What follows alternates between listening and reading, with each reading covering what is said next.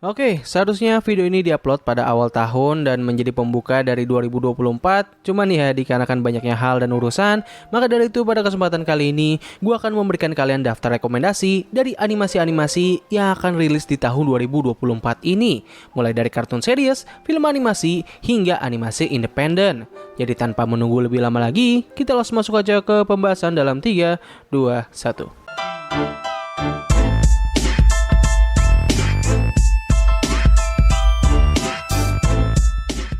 Kita mulai dulu dengan kartun series, yang mana pada tahun ini kita memiliki cukup banyak sekali deretan animasi series yang bakal rilis. Nah, mungkin cukup basa-basinya, sekarang kita langsung masuk aja ke yang pertama adalah dari studio Warner Bros, di mana mereka memiliki deretan kartun series yang berasal dari IP DC Comics mereka hingga cerita original. Dari DC Comics, kita punya Suicide Squad Isekai, Creature Commando, dan juga Kite Man Hell Yeah. Gue mungkin paling menantikan serial Creature Commando. Kenapa demikian? Well, itu dikarenakan serial ini bakal digarap langsung oleh sang pemimpin dari project DC Comics, yaitu James Gunn. Meskipun gue gak mengetahui animasi ini bakal menceritakan tentang apa, namun kalau kita melihat siapakah yang membuatnya dan juga deretan voice aktornya, hal ini sudah cukup untuk memberikan rasa penasaran yang sangat tinggi. Untuk Kite Man Hell Yeah, ini merupakan spin-off dari serial Harley Quinn yang mana sampai sekarang gue masih belum sempat untuk nonton untuk kartun, jadi ya rasa penasaran gue terhadap kartun ini masih belum terlalu besar. Dan untuk Suicide Squad Isekai, gue awalnya sangat tertarik dengan animasi ini, namun setelah dipikir-pikir, ini animasi memiliki potensi flop yang besar banget. Nah, untuk kartun originalnya, kita ada Rick and Morty anime, Invincible Fight Girl, Ianu, dan juga Batu. Rick and Morty anime sudah nggak perlu dijelaskan, intinya ya ini adalah Rick and Morty cuman versi animenya saja. Untuk Invincible Fight Girl, dia ini memiliki konsep yang cukup mirip dengan kartun OKKO, cuman bedanya adalah kalau OKKO memiliki tema superhero, sedangkan untuk Invincible Fight Girl yang memiliki tema olahraga gulat namun dengan elemen kekuatan super. Melihat dari desain karakternya yang sangat identik dengan kartun-kartun dari Cartoon Network di era sekarang ini, rasanya ya nih kartun bakal memiliki cerita yang nggak jauh berbeda dengan kartun OKKO. Nah, untuk Ianu Child of Wonder, kartun ini katanya merupakan adaptasi dari sebuah grafik novel dengan judul yang sama dan bakal memiliki tema superhero. Dan yang terakhir adalah Batu, yang mana ini kartun bakal memiliki genre musikal, dan kalau kita melihat dari tampilan yang baru saja ditunjukkan dari kartun ini, sepertinya ini kartun bakal agak mirip dengan kartun Moon Girl and the Devil Dinosaur, yang mana tuh kartun hampir selalu memiliki musical number di setiap episodenya. Nah, kalau dari perusahaan Disney, kita bakal membaginya menjadi 3, yaitu Disney, Marvel, dan juga Pixar. Untuk Disney, palingan mereka hanya memiliki kartun El Primos atau sekarang berubah menjadi Primos saja, yang mana ini kartun sangat kontroversial banget ketika pertama kali diumumkan. By the way, gue sudah sempat membuatkan video pembahasan dari kartun ini, dan kalian bisa langsung cek aja videonya agar bisa mengetahui alasan kenapa kartun ini cukup dibenci. Cukup disayangkan sih, Disney sekarang ini sudah tidak memiliki deretan kartun yang luar biasa seperti tahun-tahun sebelumnya dengan kartun Amphibia dan The Owl House. Palingan beberapa kartun yang menjadi andalan mereka saat ini adalah Ghost of Molly McGee, Moon Girl and the Devil Dinosaur, dan juga Hell's on It. Nah, tapi tenang saja, mereka masih memproduksi beberapa kartun series yang cukup menarik untuk platform live streaming mereka, seperti Iwaju yang bakal memiliki dunia dan konsep yang cukup mirip dengan Black Panther, dan juga Stugo yang sepertinya merupakan percampuran dari kartun Total Drama dan juga Summer Camp Island.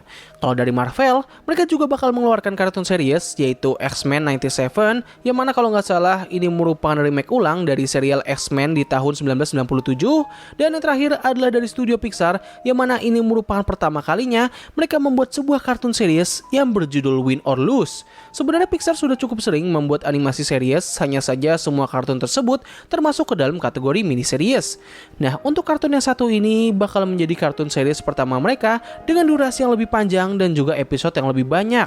Singkatnya ya, ini kartun bakal menceritakan satu tim baseball yang berusaha untuk memenangkan sebuah ajang kompetisi besar.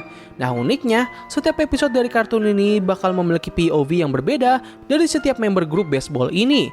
Dari semua project buatan Disney, kayaknya Win or Lose merupakan satu-satunya yang paling gue nantikan di tahun ini, karena ya gue pengen lihat aja gitu gimana Pixar membuat kartun show dengan durasi yang lebih panjang.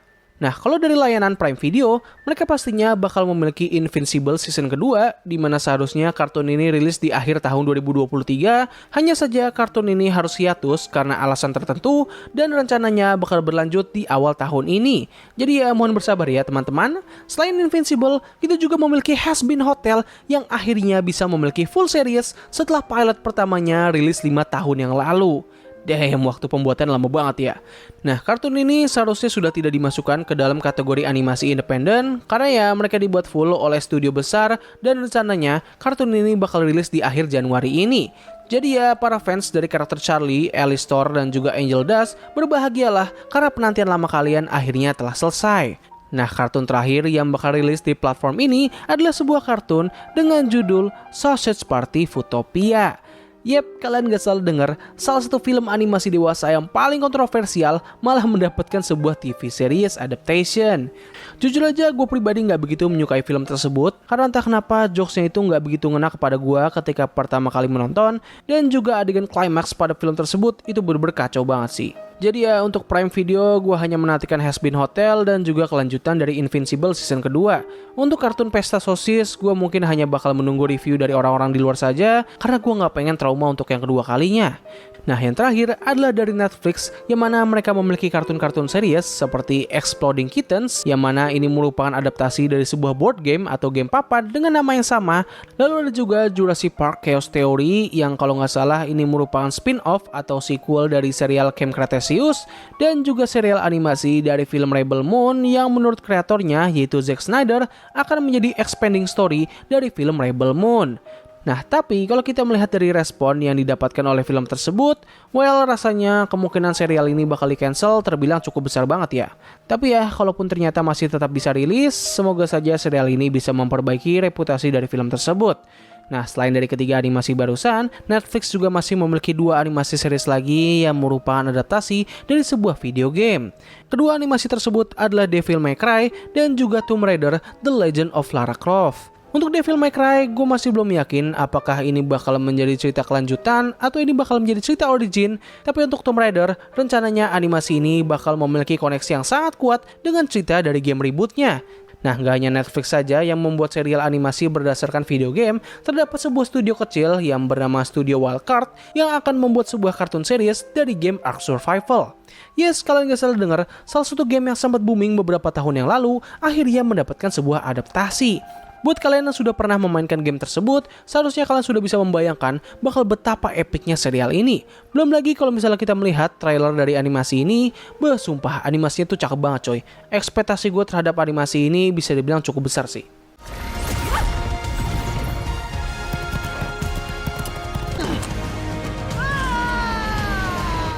Serial animasi udah selesai dan sekarang kita masuk ke film animasi. Di tahun ini kita nggak begitu memiliki banyak deretan film animasi. Bahkan beberapa studio besar saja sejauh ini hanya memiliki satu proyek film animasi di tahun ini. Beberapa di antaranya adalah Disney Pixar dengan film Inside Out yang kedua dan juga Illumination dengan Despicable Me 4. Kedua studio besar ini sama-sama bergantung dengan film sequel dari franchise besar mereka, yang satunya lagi memiliki beban untuk mengembalikan nama baiknya, sedangkan yang satunya lagi berusaha mempertahankan penonton setia mereka. Selain dari Disney dan Illumination, ada juga studio DreamWorks yang juga bergantung dengan film sequel dari serial besar mereka yaitu Kung Fu Panda 4.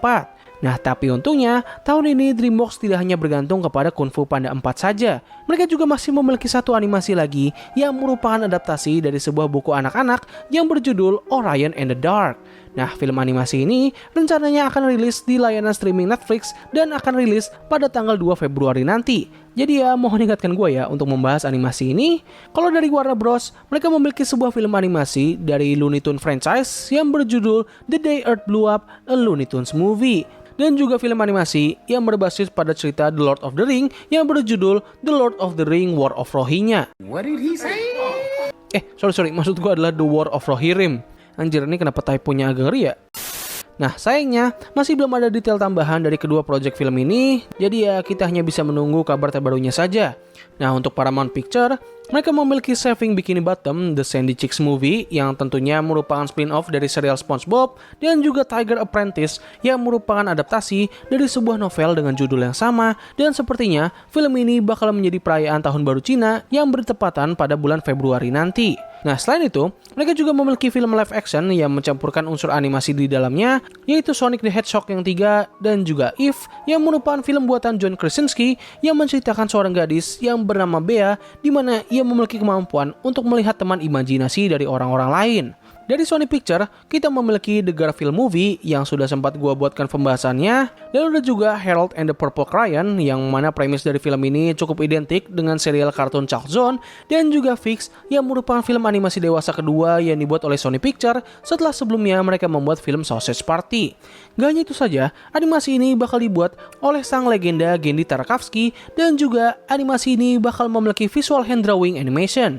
Nah, yang terakhir adalah dari Netflix yang mana mereka memiliki deretan film animasi yang paling banyak di tahun ini. Cuman dikarenakan mereka masih minim detail premis dan juga tanggal perilisan, maka dari itu gue hanya akan menyebutkannya satu persatu. Yang pertama ada In Your Dream, lalu ada Dead Christmas yang seharusnya ini bakal rilis di akhir tahun nanti, lalu ada juga Velma the Unicorn yang mana ini gak ada hubungannya sama sekali dengan kartun sampah itu, lalu ada juga Spellbound, Ultraman Rising, The Witch's Siren of the Deep, dan yang paling gue nantikan adalah film terbaru dari seri Wallace and Gromit. Akhirnya, setelah hampir 20 tahun sejak perilisan film terakhirnya, salah satu cerita legend dari Artman Studio ini akhirnya kembali lagi. Suction.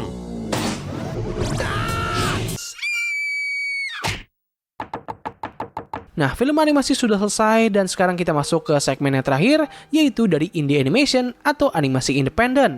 Nah, dikarenakan kebanyakan animasi independen ini hanya baru memasuki fase Kickstarter atau awal pembuatan, maka dari itu, gue hanya akan memilih beberapa saja yang sudah memiliki episode pilotnya ataupun telah tayang sejak tahun lalu. Untuk yang sudah memiliki episode pilotnya adalah Atlas and the Stars dan juga Rem Cycles. Dan untuk yang sudah tayang sejak tahun lalu, kita memiliki Monkey Ranch yang sampai sekarang ini gue masih belum sempat untuk nonton. Lalu ada Metal Family yang video pembahasannya bakal gue upload harusnya di tahun ini. Dan yang terakhir adalah dua serial yang sudah sangat besar namanya, yaitu Murder Drone dengan 2 episode final di season pertamanya dan juga kelanjutan dari season kedua kartun Hell of a Boss. Nah, jadi mungkin itu saja sih yang bisa gue bahas pada video kali ini. Sorry banget kalau pembahasan ini agak berantakan, soalnya ya gue baru pulang kerja dan mayoritas animasi-animasi yang sudah gue sebutkan ini masih belum memiliki informasi yang banyak dan mereka hanya baru dikonfirmasi perilisannya di tahun ini saja. Dikarenakan hal inilah, ada kemungkinan besar kalau animasi-animasi ini bisa saja di-cancel ataupun diundur perilisannya. Jadi ya, kita hanya bisa berharap kalau animasi yang kita nantikan di tahun ini bisa rilis secara lancar dan tidak mengalami nasib yang buruk. Tulis pendapat kalian mengenai animasi-animasi ini, dan kalau ada beberapa animasi yang gue lewatkan, kalian juga bisa sebutkan saja di kolom komentar di bawah. Jadi mungkin cukup sekian dari video gue kali ini. Terima kasih atas waktu yang telah kalian luangkan untuk menonton video gue. Gue undur diri, sampai ketemu lagi di video selanjutnya. Bye!